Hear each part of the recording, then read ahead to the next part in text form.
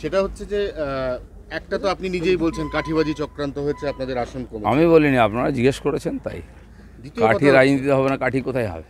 দ্বিতীয় কথা হচ্ছে যারা এইবারে শরিক হয়ে গেল তারা তো এমন এমন ডিমান্ড করছে, এই ডিমান্ডগুলো মানে সেই অলিক কল্পনার ডিমান্ড, মানে বলছে স্পিকারের পদ চাই, পূর্ণমন্ত্রীর পদ চাই। না, রাজনীতি এটাই, হাতি কাদায় পড়লে ব্যাঙেও লাথি মারে।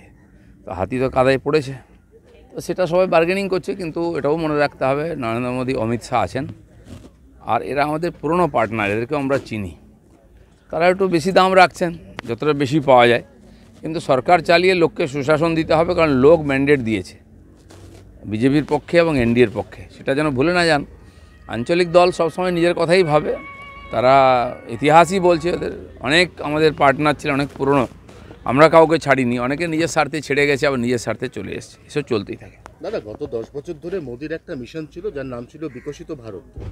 সেই মিশনটা এবার যদি পদে পদে শরিকদের অঙ্গুলি হেলনে একটা সরকারকে চলতে হয়, তাহলে তো সেই ভিশন দেশকে এগিয়ে নিয়ে যাব, চন্দ্রাভিযান, সূর্যাভিযান, এগুলো তো দেখুন, নরেন্দ্র মোদী ভোটের জন্য রাজনীতি করেন না বা সরকার চালান না, তিনি উন্নয়নের জন্য আর সত্যি সত্যি বিকশিত ভারতের জন্য একটা রোডম্যাপ তৈরি হয়ে গেছে, সেটা সবাই জানে। আমার মনে হয় না ওতে কোনো বিশেষ বাধা আসবে। দেশের আর্থিক স্থিতি খুব ভালো, কালেকশন ভালো হচ্ছে, প্রায় 2.25 লাখ টাকা গত বছর, 2.25 লাখ কোটি টাকা গত মাসেতে, আর জিএসটি কালেকশন হয়েছে, যেটা 40,000 থেকে শুরু হয়েছিল। তো সেই জন্য টাকার অভাব হবে না, ইচ্ছার অভাব নেই, কাজও হচ্ছে। আর আমার মনে হয় যারা আছেন এ ধরনের করবেন, তাদেরকে নিজের এলাকায়ও জবাব দিতে হবে। আপনাদের মনে আছে 2004-এর কথা, সেবারে যারা বার্গেনিং করেছিলেন অটলজি সরকার যাওয়ার সময়, তারা সাফ হয়ে গেছিলেন, তার মধ্যে মমতা ব্যানার্জির পার্টিও ছিল। এবার প্রশ্ন হচ্ছে যে আক্রান্ত কর্মী যারা 21-এর বিধানসভার পরে পোস্টপোল ভায়োলেন্সে আক্রান্ত হয়েছেন, এবারে 2024-এ তারা প্রিপোল পোস্টপোল দু ধরনের ভায়োলেন্সে আক্রান্ত হয়েছেন, তাদের মনোবল চাঙ্গা করে আবার দলের কাজে লাগানো, আপনি দীর্ঘদিন ধরে এই রাজ্যের দায়িত্ব সামলেছেন, এটা কতটা কঠিন বা চ্যালেঞ্জিং? এখন ইলেকশন এলেই পশ্চিমবাংলায় এরকম হয়, ইলেকশনের আগে, ইলেকশনের সময়, ইলেকশনের পরে হিংসা হয়, স্বাভাবিক। আর এরা যারা বিজেপি করছেন তারা জানেন, এই জেনেই বিজেপি করতে এসছেন। আমার অভিজ্ঞতা গত প্রায় 10 বছর হতে গেল, আমি দেখছি এই পরিস্থিতির মধ্যে লড়াই করে আমরা পার্টিকে এগিয়ে দিয়েছি। যাদের উপর অত্যাচার হচ্ছে, বাড়ি ভাঙা হচ্ছে, এখনও চলছে, পার্টি তাদের সঙ্গে আছে, যথাসম্ভব চেষ্টা করছে। পুলিশের উপরে ভরসা করি আমরা, কিন্তু পুলিশের উপরে তো কে ভরসা করে, আরও কিন্তু উপায় নেই। তা সত্ত্বেও পার্টির কর্মীরা আছেন, তারা জানেন, অনেকেই বাড়ি ছেড়ে পার্টি অফিসে আছেন, সব পার্টি অফিসেই এখন কার্যকর্তারা চলে এসেছেন, কিছুটা আক্রমণের ভয়েতে। তো সেন্ট্রাল ফোর্সও আছে, কিন্তু এই পরিস্থিতির মধ্যে আমরা লড়াই করব, এবং এই হিংসা বাড়লে টিএমসি হারবে। এই লোকগুলো যারা আক্রান্ত হয়ে আছেন এবং তারা দেখছেন, আপনি নিজেই কালকে বলেছেন যে পার্টির গ্রোথ একটা জায়গাতে আটকে আছে, এই অবস্থায় এদের মনোবল সব থেকে বড় কথা, এদের না ঠিক আছে রেস্কিউ। আমি তো ব্যক্তিগতভাবে বলতে পারি, আমি সব জেলায় যাব আর কর্মীদের সঙ্গে দেখা করব, অলরেডি শুরু করেছি।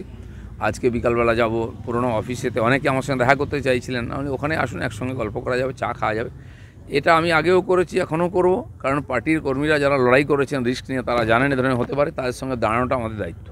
জয়ের পর তো জয়ী প্রার্থীরা ফোন পেয়েছেন, যারা পরাস্ত আপনাদের মতো পোড় খাওয়া পুরনো লোক, তারা এখনো পর্যন্ত হাইকমান্ডের কাছ থেকে পরবর্তী ভূমিকা দলে এরকম কোনো ফোন না, আমার মনে হয় সেরকম কিছু হয়নি। আগে সরকার তৈরি হবে, তারপরে পার্টি নির্বাচনের অ্যানালাইসিস, এগুলো সবই হবে।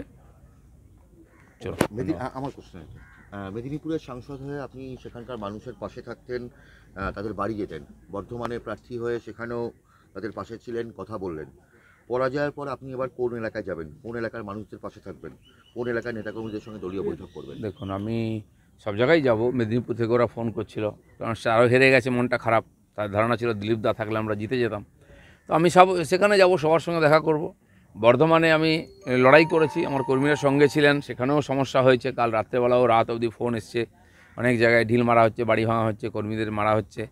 আমি সেদিন 8টা অবধি ছিলাম, দেখে এসেছি, কালকেও রাত্রেও তাই চলেছে। বর্ধমানেও যাব আমি 16 তারিখ, বর্ধমান আমার মেদিনীপুর নয়। আমি রাজ্য সভাপতি হিসাবে পুরো প্রদেশে ঘুরতাম, সব জায়গায় সমস্যার সমাধানে ছিলাম, লড়াইয়ের জবাব দিতাম। সে আমার ভূমিকা থাকবে, পার্টি আমাকে দায়িত্ব দিক বা না দিক, আমি যতদিন রাজনীতিতে থাকবো কর্মীদের সঙ্গেই থাকবো।